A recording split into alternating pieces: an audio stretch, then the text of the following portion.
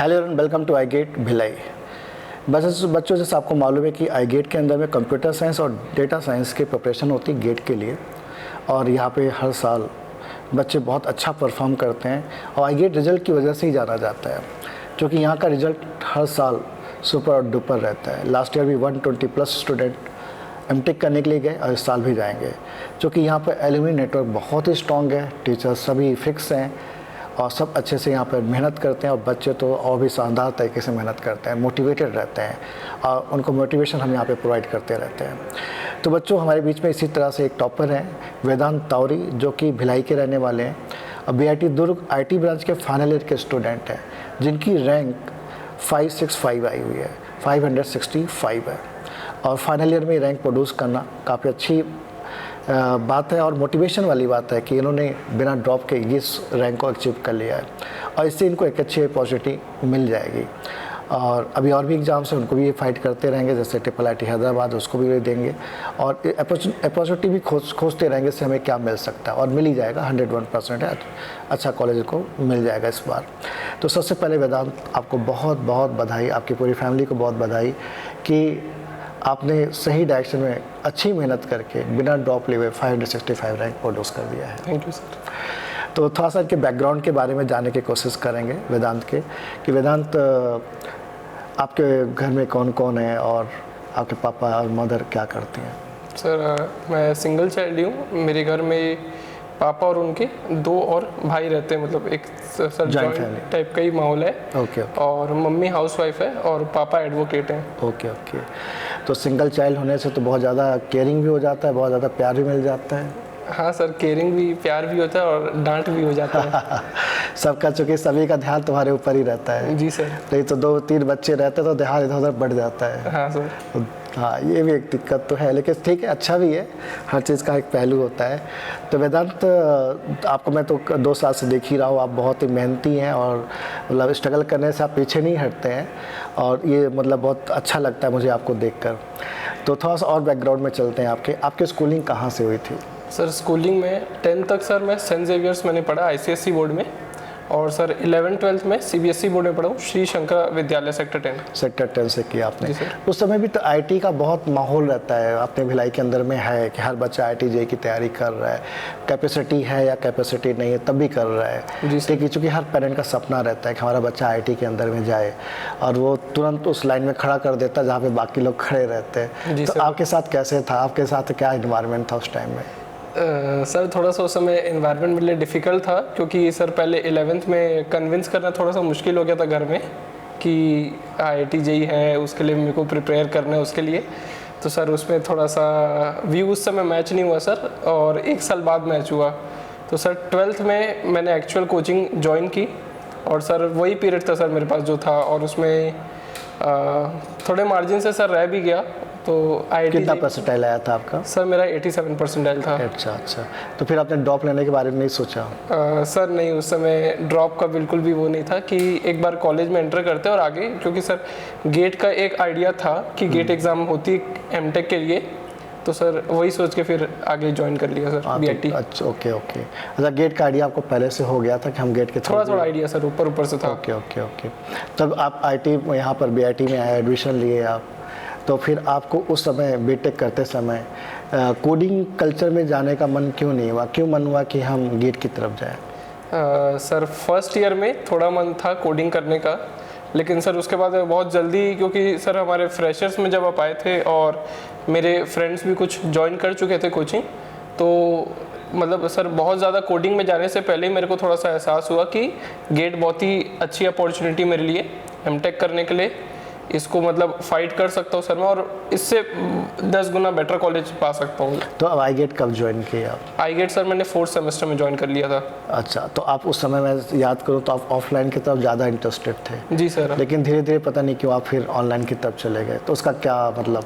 Sir offline में मैं आया था सर, शुरू में 2-3 क्लासेस मैंने अटेंड की थी सर, फिर ऐसा हुआ कि वो मॉर्निंग में सर एक क्लास में आया था, उस समय कोई बच्चा और आया ही नहीं था, 1-2 ही थे सर। फिर आपने डांट के बोला कि रिकॉर्डिंग करो, इतने सारे बैचेस वो होते हैं, रिकॉर्डेड लेक्चर देखना स्टार्ट करो, थोड़ा उसको प्रेफर करो। सर उसके बाद जब मैंने रिकॉर्डेड लेक्चर्स देखना चालू किया सर, उसके बाद तो कभी फिर आने का मन नहीं किया मेरा ऑफलाइन में। हाँ, तो फिर आपने 6 सेम में भी एक अच्छा रैंक प्रोड्यूस कर दिया था। जी सर। 1700 कितना था आपका रैंक? सर 1716। अच्छा, 1716 की रैंक थी 6 सेमेस्टर के अंदर में। क्या 6 सेमेस्टर आपने पूरा सिलेबस कवर कर लिया था? नहीं सर, पूरा सिलेबस कवर नहीं था सर। कितना पार्ट कर लिया था आपने? Sir 70 to 75% sir syllabus cover था उस समय। कितने घंटे आप पढ़ते थे डेली 6 सेमेस्टर में? सर आवर्स का वैसा कुछ नहीं था सर। मैं टारगेट इस तरीके से लेके चलता था कि मेरे को डेली 2 लेक्चर्स अटेंड करने हैं आपके सर, 2 क्लासेस अटेंड करनी रिकॉर्डिंग से, और उसी का प्रॉपर अच्छे से रिवीजन करना है उस दिन में।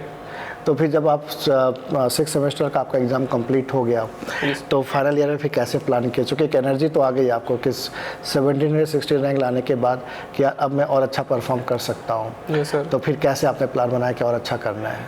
सर प्लान सिंपल यही था सर कि जो सब्जेक्ट्स मेरे कवर नहीं हुए थे COA CN और सर एडा में जो थोड़ा सा कॉन्फिडेंस कम था कि पहले मैं उसी को कवर करता हूँ, उसी को कंप्लीट करता हूँ और पैरेलली थोड़ा सा रिवाइज करते रहूँ ताकि कॉन्सेप्ट्स भूलूँ ना सर। फिर उसी तरीके से अप्रोच किया। कब तक सिलेबस आपने कंप्लीट कर दिया था? सर मेरा कंप्लीट सिलेबस अगस्त में पूरा कंप्लीट हो गया था सर। जितने छोटे मोटे कुछ भी बचा था सर वो कंप्लीट हो गया। PIQ कितना आपने सॉल्व किया और कितनी बार सॉल्व किया? सर PYQs मैंने आई थिंक 3 से 4 बार सर मैंने सॉल्व किया है। तो फाइनल ईयर में आते आते कितने आवर्स पढ़ने लगे थे आप? सर आवर्स का वैसा कुछ नहीं था सर, मतलब 5 to 6 अप्रोक्सीमेटली सर उतना रहता था दिन का डेली देते जो थे था। हाँ सर, मिनिमम एटलीस्ट उतना रहना चाहिए करके। कितने टेस्ट लिख डाले थे इस बार आप? नंबर ऑफ टेस्ट कितने हो गए थे? सर मैंने test full length mock test sir 30 से 35 मैंने मॉक टेस्ट दिए हैं। और sir subject wise topic wise sir उसकी काउंटिंग मतलब उसमें उसका भी काफ़ी दिया है। तो आपके जो टेस्ट होते थे उसमें मिनिमम मॉक टेस्ट के अंदर मिनिमम मार्क्स कितने और मैक्सिमम कितने आए? सर मिनिमम मार्क्स मेरे शुरू में सर 43 आए थे और मैक्सिमम कहाँ तक गए? और सर मैक्सिमम मेरा 77 गए थे सर। ओह, 77 गया तो थोड़ा सा और विश्वास जम गया होगा जी सर कि हम अब इस साल भी अच्छा कर सकते हैं। जी सर। तो फिर जब आप गेट का एग्ज़ाम देने गए तो सर माइंड में क्या चल रहा था? 3 घंटे की जर्नी कैसी थी आपकी? सर एग्ज़ाम देने का तो उस समय कोशिश तो यही कर रहा था कि बहुत रिलैक्स रहूँ। आफ्टरनून वाला शिफ्ट था सर, तो काफ़ी रिलैक्स रहने की कोशिश कर रहा था कि फ्रेश माइंड से जाना है, बहुत वो करना है, रिलैक्स रहना है, जो भी हो अपना बेस्ट उसी में निकालना है। तो कैसा गया पेपर आपका 3 घंटे? पेपर सर मेरे मतलब उसके मुताबिक सेटिस्फैक्ट्री नहीं था सर मेरे लिए, क्योंकि सर बीच में ऐसा बहुत एक पैनिक मोड आ गया था सर कि जब बनने वाले क्वेश्चंस भी उस समय नहीं क्लिक हो रहे थे सर।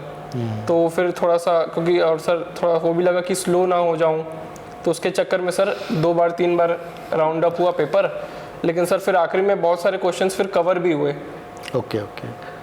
तो बोला जब आप एग्ज़ाम लेकर निकले तो आपको कैसा फील हो रहा था? सर बहुत ही मिक्स्ड फीलिंग थी कि पेपर कैसा था, मतलब आइडिया सर लेने की कोशिश कर रहा था कि मैंने ठीक लग रहा था सर, मतलब उतना ज़्यादा एकदम खुश नहीं था कि बहुत अच्छा गया पेपर, ठीक लग रहा था सर, नॉर्मल फीलिंग थी बहुत। तो कौन सा सब्जेक्ट आपको गेट में बहुत ही अच्छा लगता है? सर मेरा फेवरेट सब्जेक्ट TOC था। और ऐसा कोई सब्जेक्ट जो आपको लगता हो कि यार मुझे थोड़ा सा परेशानी हो रही है? सर शुरू में देख के लगता था CN को, लेकिन उसके बाद सर लास्ट में आते आते क्योंकि हमारे सीनियर सुप्रीत सर उन्होंने भी गाइड किया था CN को लेकर, तो उसके बाद सर आखिरी में वो भी अच्छे लगने लग गया था, क्योंकि पढ़ने का तरीका सर उसमें मैंने चेंज किया था उनके बोलने से। iGate के साथ कैसा एक्सपीरियंस रहा आपका? बहुत अच्छा एक्सपीरियंस रहा iGate के साथ सर।